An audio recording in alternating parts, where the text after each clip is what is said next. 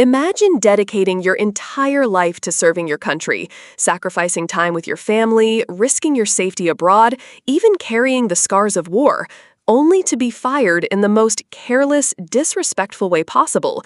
No warning, no recognition, just gone. That's what Senator Tammy Duckworth confronted Michael Rigas about, and the way she dismantled his excuses should leave every American asking one question: how can we trust leaders who treat public servants this way? Thank you. Thank you, Mr. Chairman. Thank you, Senator Booker. Deputy Secretary, I have to add my voice to the chorus here and express how appalled I am at how the department conducted Friday's rifts, unceremoniously firing hundreds of dedicated members of the civil service and the foreign service with only a half-hearted hand wave at the appropriate process. My office has received direct outreach from dozens of those impacted by these rifts, and they have confirmed what we suspected would happen and what members of this committee directly warned the department about. These are public servants who have made countless sacrifices to serve our nation, and the department's actions are short-sighted and frankly sloppy. I would expect better of you. That they would take an already difficult moment and you have made it even more precarious. And I can only scratch the surface in my short time of heartbreaking personal stories that I've heard. These are public servants who are not only concerned about their livelihoods, but the impacts of our national security and our ability to respond to the next crisis. You claim that you went through a thoughtful process to execute these rifts, completely defy reality. To illustrate one example, individuals who were hired under veterans preference were riffed with no acknowledgement of their veteran status in their service summary that you included in their letters. Why should we believe that you went through a thoughtful process if you can't even check this basic box of acknowledging their veteran service? And what about the multiple examples I've heard of individuals who were riffed while on TDY overseas, who are now being put up in five-star hotels at taxpayers' expense while they start to get home, cut off from email access? So thank you for the question, Senator. So the RIF procedures were done in partnership with the Office of Personnel Management. We did ask every employee in the weeks and months leading up to it to update their personnel files. And one of the challenges is there isn't a central repository. You're blaming OPM and the employees that you riffed? No, not at all. What I'm saying is the shoddy way that you went about doing this? The employee file is owned by the employee. So if it does not have all of their past history, if they've worked at multiple departments or agencies and their SF50s have not been uploaded into their employee file, it's possible that some detail of their service may have been overlooked. So that's why every employee was asked to review their employee file before the reorganization to ensure that every aspect and every step of their service was included in their employee file. But if there are any issues that were overlooked, or if anyone feels that their employee file is incomplete, we'll certainly address that immediately. It sounds like you're blaming the victim here. And the people that I've talked to did update their employee files. How do you reconcile that the Trump administration's own professional development program requires domestic service for FSOs to advance in the senior foreign service? This is something he implemented in 2017, yet you seem to exclusively target FSOs who are on domestic tours. They're on these domestic tours because President Trump in his first term said you need to do a domestic tour. As soon as they're on a domestic tour, you fire them. So how do you reconcile that? Right. So as we noted, the reorganization did focus on the domestic-only operation of the Department of State. It did not focus on our overseas or global footprint. We have about 14,000 foreign service officers. 10,000 of those foreign service officers serve at posts overseas, and we do have about 4,000. You're not answering my question. How do you reconcile that? Well, we had to be looking at the RIF. It could not fall entirely on the civil service. We had to be equitable in terms of how we address the reductions in force at the department.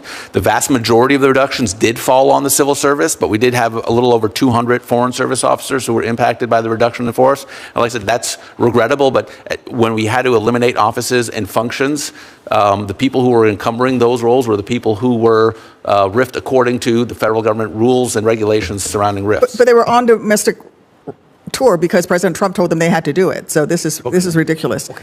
I want to go back to the subject of meeting our obligations.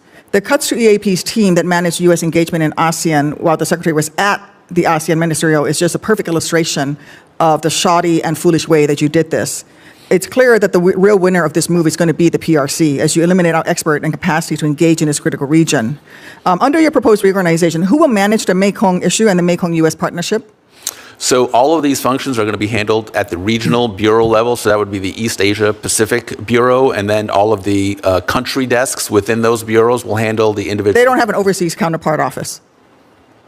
I'm sorry, who doesn't have an overseas counterpart? The Mekong-U.S. partnership does not have an overseas office. So anything dealing with a particular region will be handled at the regional bureau. And where is that? The regional bureau is located in Washington, D.C., and the deal with the country desks are here, but their counterparts are at every post in every country. But there's overseas. no counterpart overseas.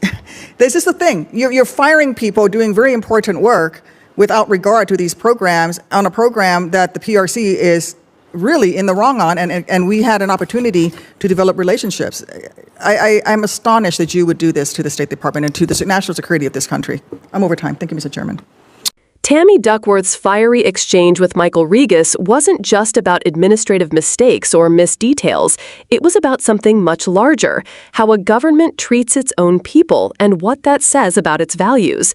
When Duckworth pressed him on the sloppy, almost careless way hundreds of civil servants and Foreign Service officers were fired, she wasn't only standing up for those individuals. She was sounding an alarm about how short-sighted decisions can ripple outward and weaken the very foundation of America's institutions. Think about the people she's defending here. These aren't faceless names on a government spreadsheet. They're men and women who have sacrificed stability, sometimes even safety, to serve the country. Some are veterans who put their lives on the line.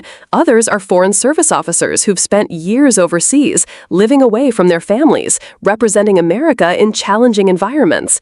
These careers are not just jobs, they're commitments, often lifelong commitments to something bigger than themselves. Now imagine giving decades of your life to that kind of service, only to be cut loose in a rushed and chaotic process that doesn't even acknowledge your veteran status, or that fires you while you're serving on assignment overseas. That's not just poor management, that's a betrayal. And that's why Duckworth's voice cracks with both anger and disappointment, because she knows, as someone who herself lost her legs serving this country, what respect for service should look like, and what she sees here is the opposite. But the problem goes beyond personal injustice. Duckworth highlights the way these cuts were carried out without regard to America's global strategy. Entire teams responsible for managing U.S. engagement in Asia were gutted, while the Secretary of State was literally at a major regional summit. Programs that countered Chinese influence in the Mekong region were left without leadership. This isn't just bad optics, it's dangerous. By undermining America's diplomatic capacity, these decisions hand our competitors an advantage. When the United States weakens its voice abroad, it creates a vacuum, and countries like China are more than willing to fill it. And then comes the evasion. When Duckworth challenges Rigas, his response is to shift blame to the employees themselves for not updating their files or to the Office of Personnel Management for structural shortcomings. But Duckworth calls it exactly what it is, blaming the victim. It's easier to say, well, they didn't do their paperwork correctly, than to admit the process was sloppy, rushed, and disrespectful. But that kind of avoidance is exactly what erodes trust in government leadership. What Duckworth forces us to see is that bureaucracy isn't just paperwork. Behind every policy, every staffing decision are human beings. People with families, with mortgages, with kids in school, with years of sacrifice behind them. When leaders treat those people as disposable, it's not just cruel. It damages the institutions those people sustain. It makes government weaker, less effective, and less capable of defending America's interests both at home and abroad.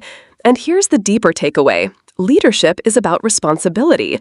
True leadership doesn't pass the buck, doesn't hide behind technicalities, and doesn't disregard the human cost. Duckworth's questioning is a reminder that accountability isn't optional in a democracy. It's essential. Because if leaders can toss aside public servants without thought or care, then what does that say about how they'll treat ordinary citizens? This exchange is bigger than one hearing. It's a lesson in what happens when power forgets its duty and when service isn't respected. It's a call to remember that the strength of America has never just come from weapons or money, but from the people willing to serve with dedication, integrity, and sacrifice. When they are mistreated, the entire nation loses. And this is where you come in. Don't just watch this and move on. Engage with it. Share it. Leave your thoughts below. How do you think government should treat those who dedicate their lives to service? And if you want to keep learning from these powerful exchanges, where senators push back, where leaders are held accountable, where truth is demanded, make sure you subscribe and stay with us. Because democracy isn't something we watch from the sidelines, it's something we all have to fight to protect.